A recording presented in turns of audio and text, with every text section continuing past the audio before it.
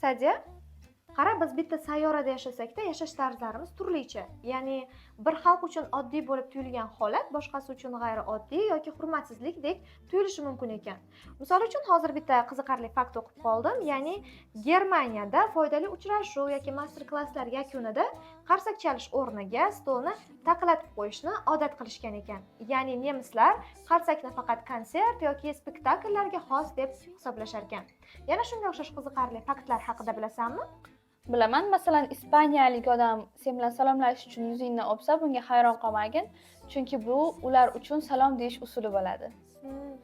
Italyanlarda esa tez yordam mashinasini ko'rganda ular duo qilishadi, chunki italyanlar uchun tez yordam mashinasi halokat yoki o'lim belgisi sifatida qaraladi. Sharq mamlakatlarida, masalan, Koreya yoki Xitoyda taomni chapillatib desa, bu qo'pollik bo'lmaydi, aksincha oshpazga maqtov bo'lar ekan. Lekin g'arb mamlakatlarda bu qo'pollikka kiradi. Agar ko'rgan bo'lsang, o'zimizni o'zbeklarda ham bir odat bor, ya'ni non yerga tushib ketsa, uni o'pib qo'yishadi, o'pib yuqoriga qo'yishadi.